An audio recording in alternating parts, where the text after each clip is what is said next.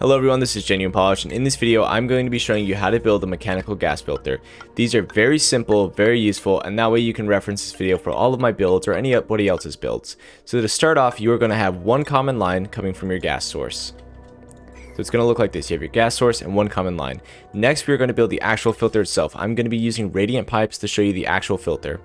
So the filter is going to be a U. Every time it's going to have one U in it. The filtered output gas is going to come off the most downstream side. So what I mean by that, it's going to be the side that's furthest away from the gas source. So not this side over here. That is going to be your filtered gas output. Next, you need to connect these two lines. So you'll have two gas bridges. It's very important that you use two. 1, 2. Now you'll want a gas valve, and you'll want the orientation of the gas valve to where the input of the gas valve is connected to the output of the second gas bridge, and that it's also facing towards the filtered gas output. So for this valve, it's going to be like this. The input of the valve is touching the output of the second gas bridge, and it's also facing the direction of the filtered gas output. You'll have to have a duplicate operate the valve to set it to whatever you want the filtered output to be. So if you set it to 1 gram per second, that means 999 grams are going to pass through. If you set it to 1000 grams per second, that means 0 grams are going to pass through. Now, as gas travels, it's going to grab 1 gram of whatever first comes through the pipe.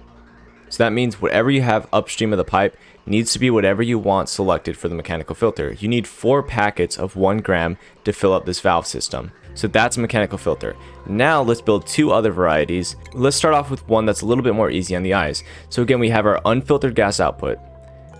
Now we are going to have our 2 gas bridges. From there, we have a U. Every time you have a U.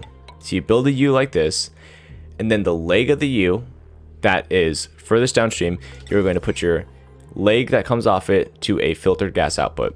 And again, you want the orientation where the input of the valve is connected to the output of the second gas bridge and facing towards your filtered gas output.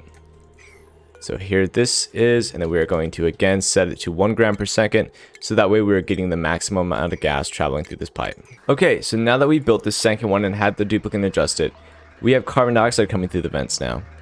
You can see it's passing by this oxygen filter, and what it'll do is it'll come to this second filter, which we're designating for carbon dioxide, and it's going to output everything that's coming through. Now we're going to build the final filter, which is very confusing to look at, and it's not as applicable as the other ones, but it does have a good vertical profile, and that's the reason why we want it.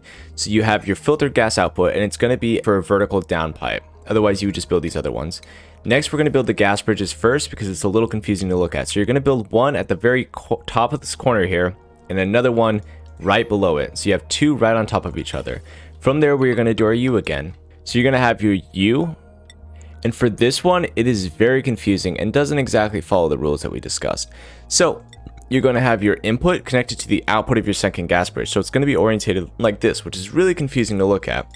Next, you're going to have your gas output, which is going to be connected to your input of the gas valve. So we have a setup kind of like this. You can see this one has a very weird profile, but you might find an actual use for this. And this one is a little bit harder to actually put into application. So I would recommend using this one for simplicity's sake, or this one for the compact nature. So now we have hydrogen passing through the vent.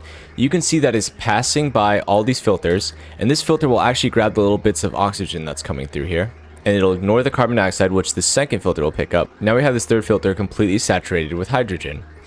So effectively, we are filtering out 3 gases using this one line and only using 1 pump. All right, now we are going to let this pump run for a little bit so I can show you exactly how it's going to work with different gases. So we can see this oxygen filter is pulling out all these packets of oxygen that are traveling through the pipe. Next, the carbon dioxide filter is going to pull out all of this carbon dioxide, but it's going to let the methane and chlorine pass. Finally, this hydrogen filter is going to grab all the packets of hydrogen. So now we have all of these unsafe gases, chlorine and natural gas, just passing by all of these filters, and we're pulling out all of our desired gases using these filters. So that's it. That's the construction for mechanical filters. That's it. It's pretty simple actually, and they're really useful. They save you a lot of electricity, and you can connect as many of these as you'd like on one line. That's the nice part. I would recommend building this top one because it's the most compact and it's very simple for me. So a big thing with all these filters is you have to prime this loop with the gas that you want first. How do you do that? First off, you can find a cavity with the gases you want and start pumping them. All right. Now that we've filled this valve up, we are going to pump the next one, and then we are going to deconstruct these pipes. And then from there, what you want to do is you'll want to pull out all of the gases that you don't want. So it's quite simple. You just need to have someone come up, and as soon as they empty the the packet, you're going to have to cancel that. Now we have oxygen in there. Then we'll do it again. They'll pull out that hydrogen and then make sure to cancel it before they pull out that next packet of oxygen. All right, and now they've pulled out that hydrogen. So now, if you can see here, we have about 1,100 grams of oxygen. That doesn't sound like a lot, but the thing is, you only need 3 grams of any kind of gas to prime one of these filters. So what you do is you'll connect the output of that valve, now that it's isolated, to a filter, and then it'll just flow to the input of the next gas bridge. So you can see that it just has primed this valve. So that's an easy way to prime these mechanical filters using basically no amount of gas. I mean, you need 3 grams of gas to do this. You need 3 grams of gas and a valve to do this. It's really simple. And the nice thing about this is it'll make these little jugs of gases, so that way you're not releasing it into the atmosphere. It's a lot better than venting. And then of course you can do the same thing for liquids. This pipe here, which has all water besides this one little packet of polluted water. And what you want to do is just remove that little packet of polluted water. It's that simple.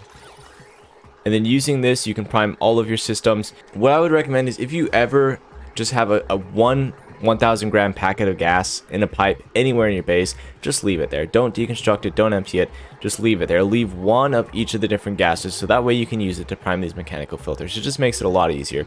You can see that if you set the limit to 1 gram per second, it'll actually prime about 250 mechanical filters just using one full pipe of oxygen. And that's it. It's really simple actually. And like I said, for these, you can actually filter more than one gas if you let more than one gas get up in here. But that's going to require really precise timing to know exactly the quantities that you want. And if you are sending full packets of oxygen down this pipe at one time, and there's only 2 or 3 of these are oxygen, then there's a chance that oxygen is just going to pass by and go out your unfiltered output. Alright everyone, that's going to be it for this video. This is just a really short unedited video just to show you guys what's up with these mechanical filters. Thanks for watching, guys.